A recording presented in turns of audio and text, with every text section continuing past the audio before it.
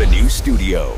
All right, welcome back to another episode here on the Revenue Studio. I am your co-host, Jordan Roscoe, and joining me today is your host, Rod Lopez. And today we're going to jump into the AI conversation. It's a rapidly evolving conversation that I feel like just has no boundaries at this point, as AI itself seemingly has no boundaries. And there's been some late breaking big headlines here just over the last couple of weeks, really, just the last couple of days. Yeah, we saw. We were talking just now. The CEO of Block, Jack Dorsey, announced that they're laying off 4,000 people, which is basically 40% of their workforce, and replacing them with AI. You know, and I think that's just, well, it's incredibly unfortunate, number one, right? That AI is replacing humans at a pretty unbelievable rate. Unfortunate, but I mean, it's telling that there is more efficient ways to do things. And, you know, again, unfortunately, that's just the first domino of many that will fall and follow that trend. At the same time, though, I think it is also telling that, you know, companies that are leveraging, like big corporate companies that are leveraging AI like that, it does still prove that the best companies out there are going to need humans to know how to develop and deploy these AI, you know, possibilities. So I think that there will always kind of be a recycling sort of effect, if you will. Like those people will come back into the market in other ways. And I think that those people, you know, perhaps should become very AI aware and capable themselves, and, you know, maybe kind of fight back in a sense. Yeah, no, I agree. You know, I think obviously, you know, a lot of people are scared. You know, anytime that you can have your job taken away, that's obviously scary. So, you know, a lot of people are right to feel that way. You know, at the same time, obviously, you know, companies are finding out that there's a lot of things that they can do with AI. You know, with just simple automations, just creating systems that can replace a lot of the stuff that we as humans can do.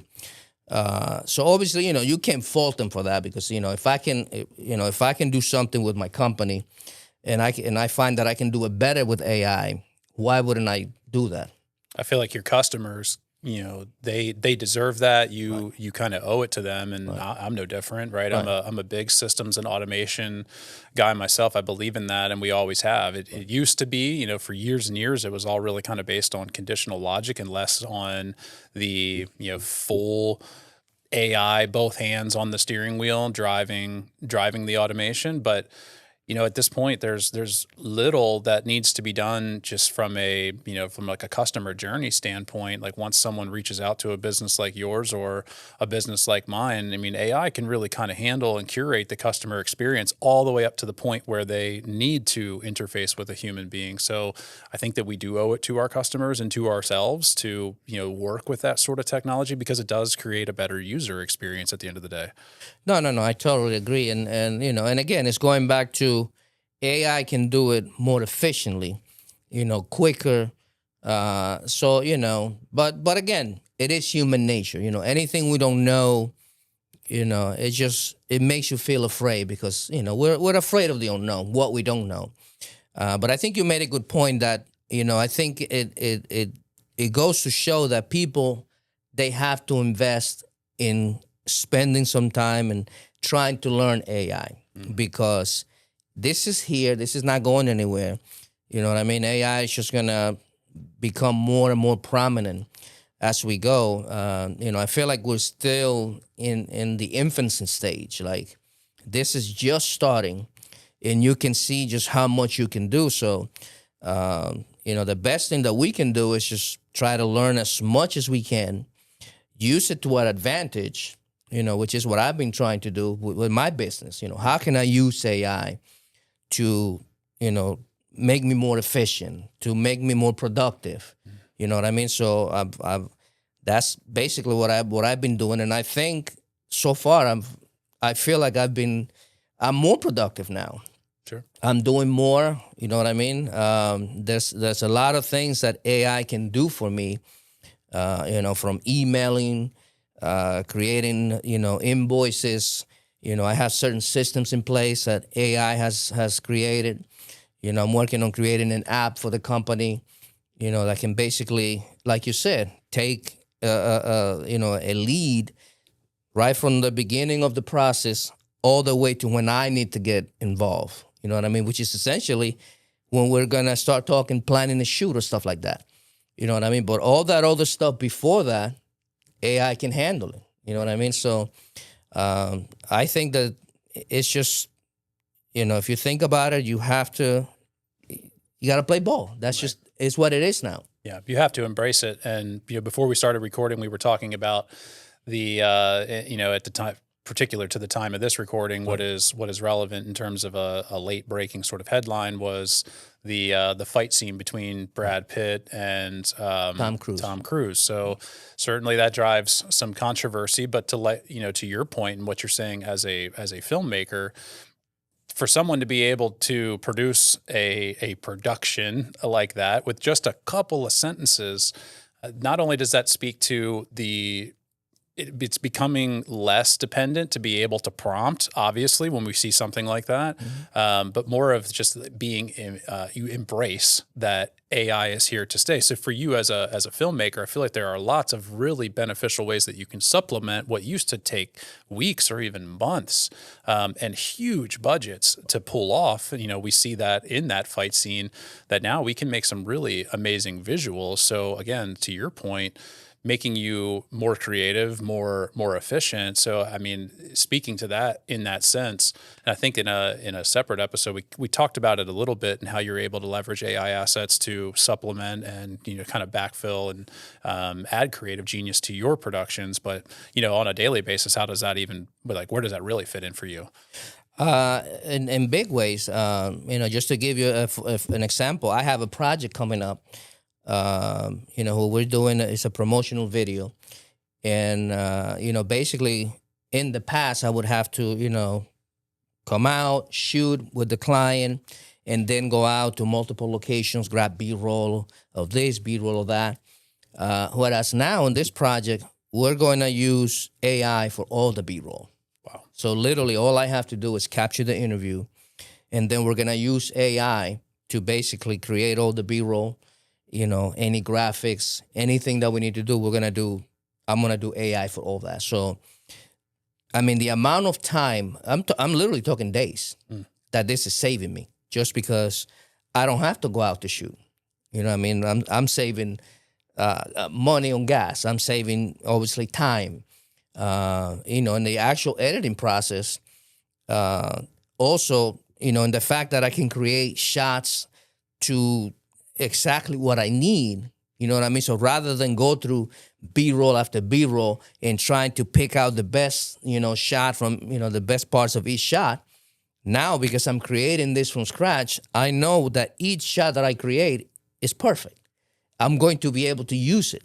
Right. You know what I mean? So the editing process now is completely streamlined. Right. A lot, you know what I mean? So I just, for me anyway, I think that the filmmaking process, using AI, it's getting better. Now, obviously, a lot of filmmakers, they're feeling, even with that clip, a lot of people reacted, the writer of Deadpool, he said, man, we're cooked. You know what I mean? But, I still feel like to make quality films, you still need people. Sure. You know what I mean? I feel like AI can create, a short little sentence or rather scene, maybe 10, 15. I think now we're up to 15 seconds that you can create with AI. But for the most part, you got to create 5 to 10 seconds at a time.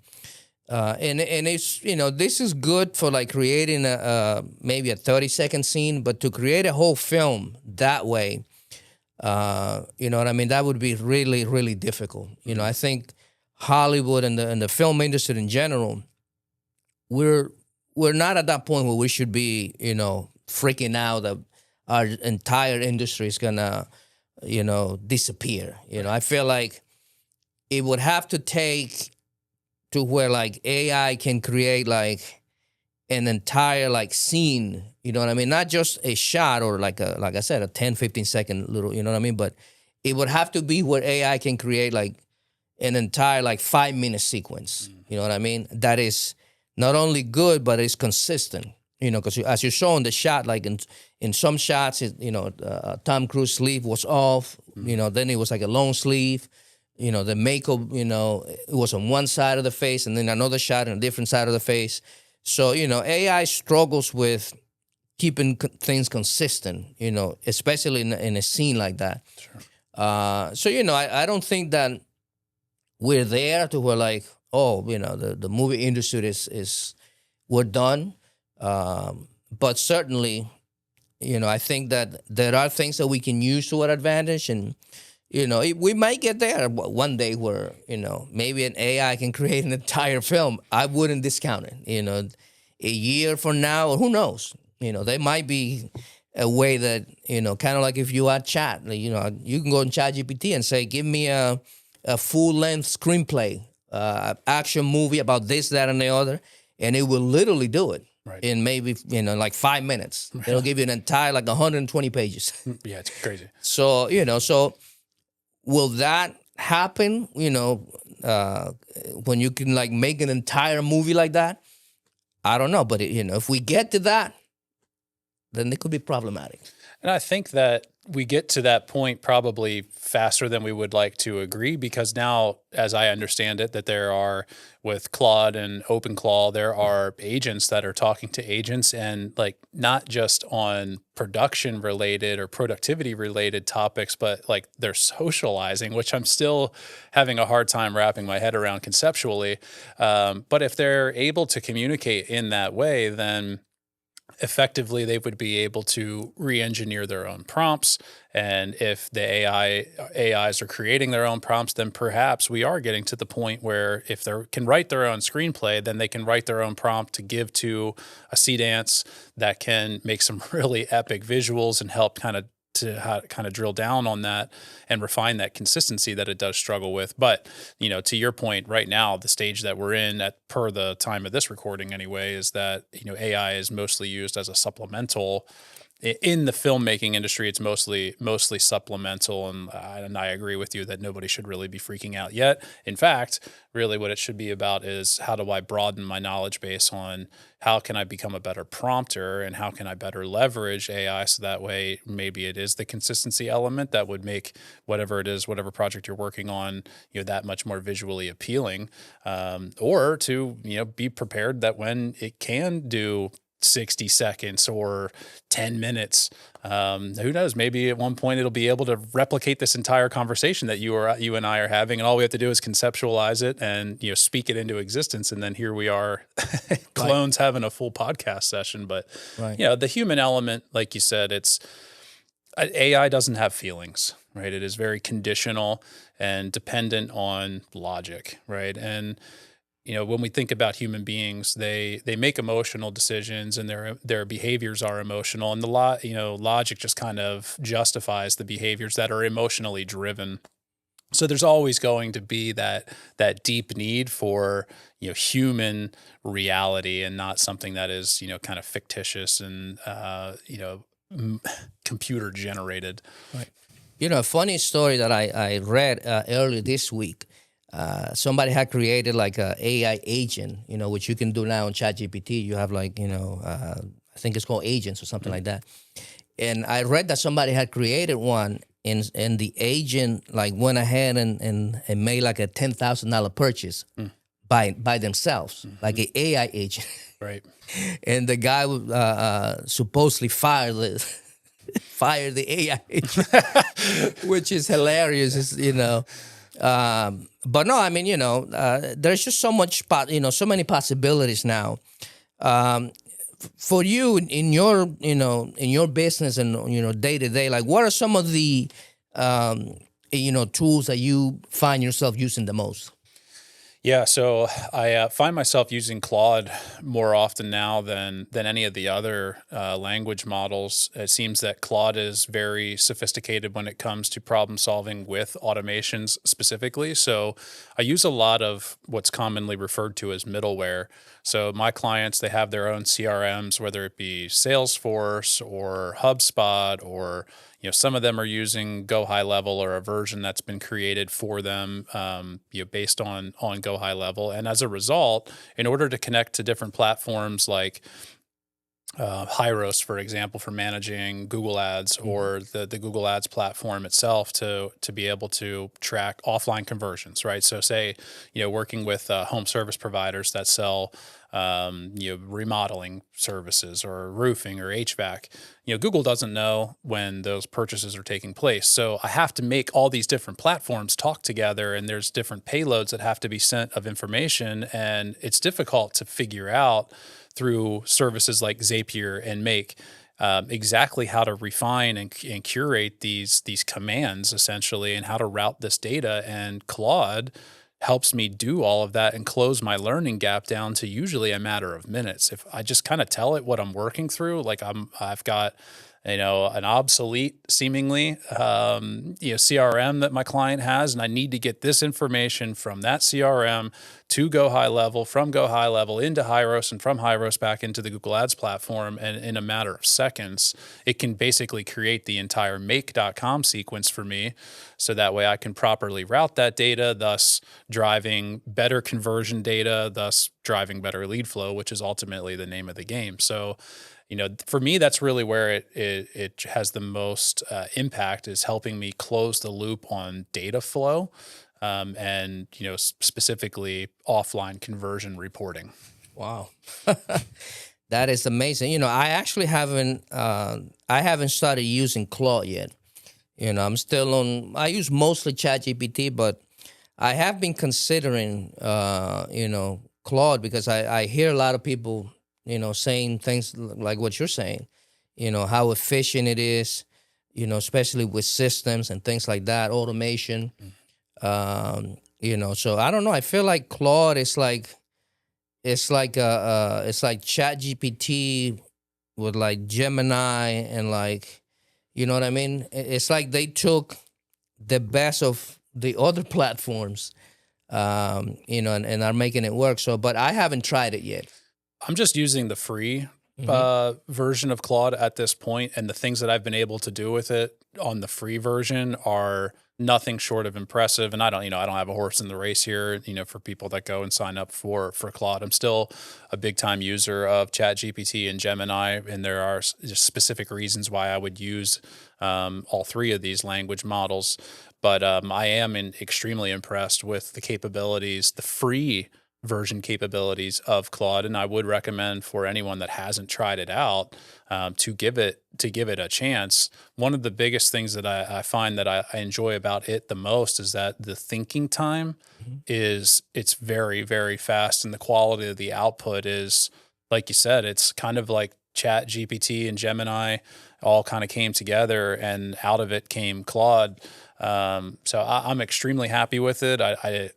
I mean, it feels like it has unlimited capabilities, and it learns quickly too. So I've just kind of kept it in reserve reserved it for usage as it relates to automation troubleshooting and configuration. And it kind of just can think for me. It already kind of knows what I'm getting at, even if the prompt's not great. It basically knows what I'm trying to get at, and it can solve problems fast. I mean, the amazing part is that you're using the free version, and you're getting all this, just on the free version. I mean, that is mind blowing. Yeah, data analysis is a big thing too. So comparing spreadsheets, like big multi-tab spreadsheets that have months and years worth of data in them, to compare data sets.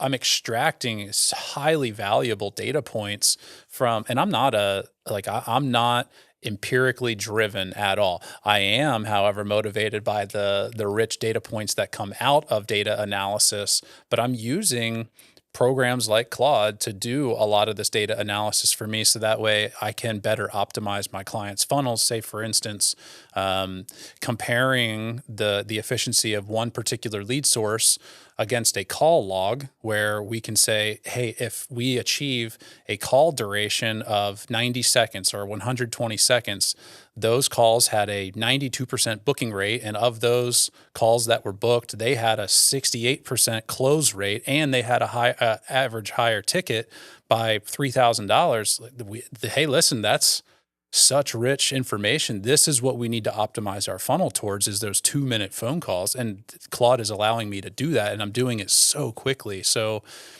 closing the learning gap, being able to analyze and really just at that point, what you're doing is you're not working in the business, you're working on it. So, and that's what Claude specifically here in the last several months has really allowed me to do at a much greater level, is to work on the business in a way that I never could before. Man, that is very interesting. I read the other day that AI is going to create more millionaires in the next year than the whole .com did ever.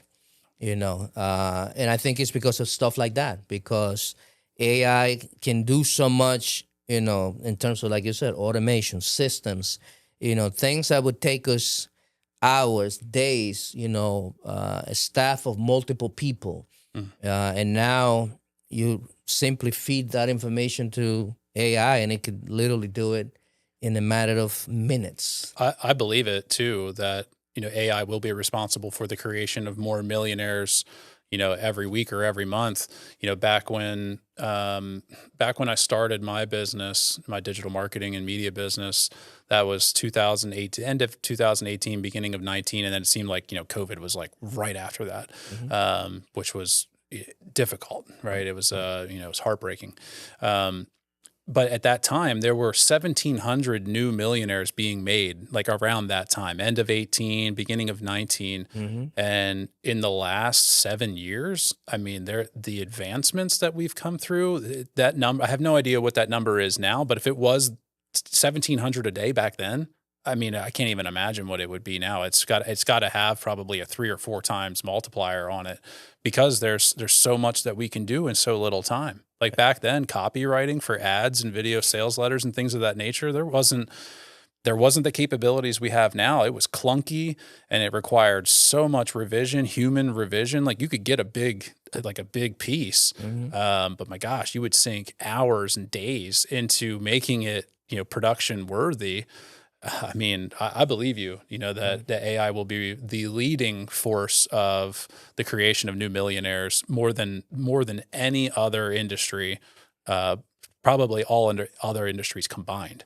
Yeah, no. I feel like, like I said earlier, I feel like we're still kind of in the infancy, but I mean, I do feel like over the next 5 years, a lot of people are gonna, become millionaires over the next 5 years, especially, and obviously the people that can master AI and learn how to use it to their advantage.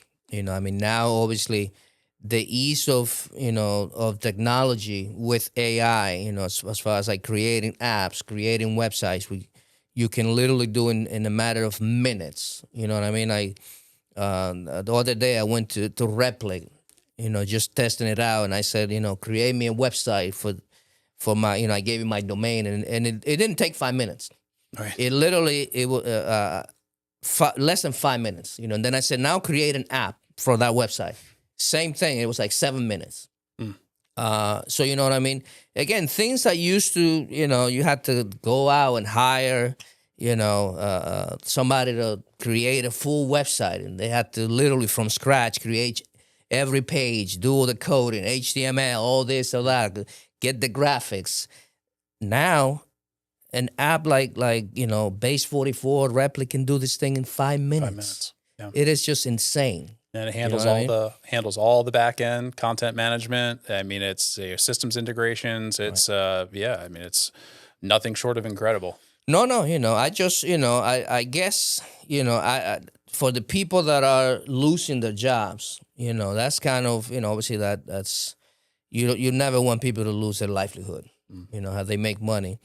But unfortunately, it's going to happen. It is happening. Like Jack Dorsey said, the CEO of Block, he said that they did it, and he said more companies are going to do it. This is just, it's happening. It's going to happen. More companies, or the big companies, the Amazons, Walmart, Apple. I mean, they're going to do it because it's more efficient. They're going to save money, and they're going to be better off. You know what I mean? They're actually going to be able to create better everything and be better at what they do. So, you know, I guess for those people, what advice would you have, you know, for people that find themselves in in that precarious position that they might be losing their job because of AI? What do you think those people can do? Well, I think you need to, just like anybody else, you need to get attached and obsessive about solving a problem, right? I mean, that's the companies that are letting go of all these people. They solved another problem, and they solved it with AI, and because of that, they were able to let go of a portion of their workforce. And I don't know what the sentiment was of those companies, but that's the problem that they solved: is how can we do this more efficiently? And the answer was to allow AI to do that function. So, if there's a particular problem that you think needs solving, I mean, there's probably lots of ways that you can at least start chipping away at that with AI, like you just said. I mean, you can create websites and very attractive marketing assets and branding assets for people with just a matter of minutes. And that really it just comes down to some basic level prompting. So, I'm sure that the folks that are being replaced by AI probably aren't big AI fans, but I would also imagine that in that segment, there's probably also some folks that they are realists, right? And they're probably using AI too. So I would say maybe try to take advantage of an unfortunate situation, turn the situation around, leverage AI to go and solve problems for other people. And chances are, if you really drill down on that and you get obsessive about it, is you can probably 10, 12, 20x your income that you had that was being generated by, now AI has taken over. So, I realize that that's a kind of an ironic and convenient way of saying it, but if there is a problem out there that you feel is worth solving for, just starting that conversation with any AI platform and just doing a creative brainstorming session. I mean, there's lots of ways that you could, come up with a solution to a problem and then charge a fee. That's what people want. They want to pay to make the pain of whatever problem they're experiencing go away. So identify the problem, brainstorm some solutions, and then go to market. Who I'm really excited for is kids now. I mean, you and I both have young children. My daughter, who's 9, I mean, the other day, she wrote an entire book using Gemini. Like, she literally went on Gemini and she said, I want to create a coloring book. In Gemini, and she said, a coloring book about this. I think it was about a dolphin or something. And Gemini, page by page, gave her, I think she asked for 25 pages. And she got 25 single pages, coloring book. She got the cover page. She got the back page. Then she went on ChatGPT and took the 25 pages, the cover, the back cover, gave it to ChatGPT. ChatGPT created an entire PDF where, basically put the whole book together. Then she took that, I did the part where I put it on Amazon, then I did that part. And her book is actually published. Like, she published a whole book that's on Amazon, it's for sale, and she's 9 years old. Right. My son then did the same thing. And, a couple of days ago, she actually created an entire YouTube channel. They had a YouTube channel together, but she said, I want my own YouTube channel. So again, she went on ChatGPT, created her logo. She created her banner page, asked ChatGPT for the channel description. Literally copy and paste. She created super professional. If you look at her YouTube page, I couldn't have done it. Like the graphics and the information, and I say that to say that, man, I mean, for young kids that are growing up in this AI, I mean, it's got to be crazy, man. The fact that they have so much at the palm of their hands, like they literally can create anything they want. It is just, but from when I grew up, I hardly had access to TVs. Right. I didn't even have computers until high school. We were rewinding, the tapes coming out of a VCR, right? And now, I mean, and my son now, he's working on a game.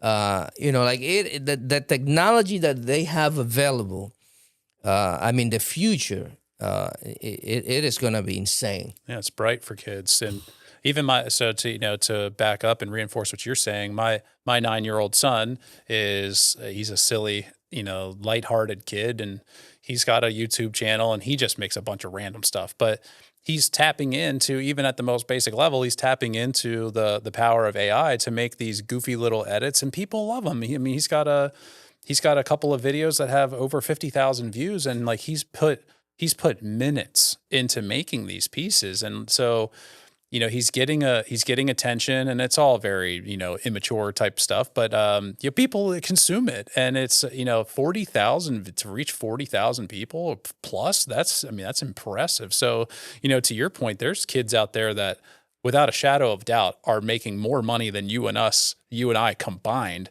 because they've got that level of influence. And it's no doubt in my mind that your children, with you being a thought leader in this AI era that we live in, that they will earn handsomely, just by understanding, even at the most basic levels, how to tap into all of the great possibilities that AI represents. To, she's an Amazon seller, and she's 9, a coloring book. I mean, how so simple, and people will buy it.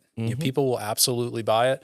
And it's just going to evolve from there. So her only limitation at this point is her own creativity. What can you think up? Have that creative brainstorming session with AI. Like, hey, I started a coloring book. Like, what else do you think would be, like, what other products along this line are similar that I can easily get to market? And people will buy it. It's amazing. Yeah, I mean, the ease of, I created myself. I created a course that I literally been working on this for probably years. I had the idea, and I've been collecting information and things like that. But the thought of having to put it all together was always, daunting. Sure. and recently, about maybe 2 months ago, I actually got serious on it. Using ChatGPT, and and last week I actually finished it. I actually published it. It's actually, it's up for sale now. And again, these are things that I could have never done. These are things I've been wanting to do for years. For years I thought, like, I could create a course, telling people how to navigate the filmmaking industry, especially as a solo filmmaker, which I've been doing. As you know, I own my company. It's me. It's just me, and I've been able to, grow and do a lot of stuff. So I wanted to kind of create a course teaching, who people how I've done it. Sure. But it's a lot of information. I've been doing this for 25 years. Right. But I was able to compile that, on and off, working on and off here and there. It took me about maybe a month and a half, 2 months. Right. But this is a long, we're talking almost 100 pages. A lot of research, a lot of information. And again, things that what I find is I'm able to do a lot of stuff now that before I could only hope I could do. Right. And now I'm actually doing them. Right. You know what I mean? And it's all because of AI. Yeah. Literally, I'm making, money on certain things that I'm doing for the company, and it's all AI. It's like a lot of the stuff I'm doing using AI, like 100%. Obviously I'm involved in the directing and the direction of and how it's done, but AI is basically handling all the dirty work. All I'm doing is prompting. I'm engineering, if you will. Yeah. But I'm not doing any of the actual work. Right. You know what I mean? So, but again, AI, to me, it's kind of a learning. I still feel like I have a lot to go. A long way to go. I don't feel like I know. I don't know it all. I don't think I know 5% of it. Maybe not even 1%. Right. You know what I mean? I just, but I do spend time every day trying to learn more. Trying to, like we said on the last episode. I go to AI and ask them. When I don't know how to do something, I'll go and ask them how to do it. Because there's no better way to get something done. And I think that's the beauty of it. You don't have to know it. Right. You literally don't have to know anything. You know what I mean? If I want to write a book, just like my daughter did, you don't have to know how to write it. Mm-hmm. You literally just go and ask. It literally will tell you everything how it's done. You know what I mean? So I think that, like you've said many of times, you're only limited by your own imagination. Right. That's it. There's no, there are no other limits now in today's, as we stand right now. Yeah, there's not. And I think the right way to kind of sum up the entire conversation is that, being that your only limitation is your creativity and your imagination, is to, to leverage AI to allow that to really just evolve and, develop, right. And reach its max potential. So I think that AI will uncan your max potential and your max creativity. And, for folks that aren't yet using it because I don't know if they're just afraid to like inject a piece of their personality, and like some of the objections that we get for, people, I get it that there's fear and it's new. And, because it's rapidly evolving, it's a little bit scary. But the daily usage and the implementation of it is pretty, I would say it's not it's low risk, right? So, I think that, again, and just in summary, if you have an idea, you can rapidly expand on that idea by tapping into AI. And I think that you're doing yourself and the people that particular idea and the problem that it would solve for, you're doing yourself and those people a major disservice by not at least exploring it another layer deeper. And no doubt, be warned that if you take a creative idea and you put it into, a chat or a Gemini or a Claude, you're going to end up going far more than one layer deeper. You're going to end up several layers below the surface. And if you end up being an entrepreneur, like we warned you. Right. As we kind of wrap up, I want to take a moment to, say hi to our listeners. Now that we are on Spotify, Amazon Music, Apple Music, and, we're coming to other platforms as well. And, just want to thank our listeners who are listening to the show. And also, do you want to tell them about the Rebuild podcast, which is now also available? Yeah, absolutely. So I'm also the host of a home improvement and roofing podcast where we share lots of thought leadership things around the way that home improvement and, roofing a lot of times ends up being a specific point of the conversation should be done. And we get some really amazing guests on that show as well. It's called Rebuilt. And it's an original series by Beeling Roofing, who's a local to us client here. And some of the guests on that show certainly are of very high caliber and, represent some really amazing things in the building products and home improvement and home services industry. So I appreciate the opportunity to have that platform to share that. I would certainly appreciate the listen and just the viewership there as well. But no doubt, what you're doing here too, and just helping others be able to share their value and the voice that they have behind it. I mean, it's a big thanks to you at the end of the day. No, I'm glad that we're doing that. And like I said, we're gonna be doing an episode every week. So tune in next week when we'll be working on we'll be doing another one. And always a pleasure. And hope to see you guys on the next one. Thanks, Rod. All right.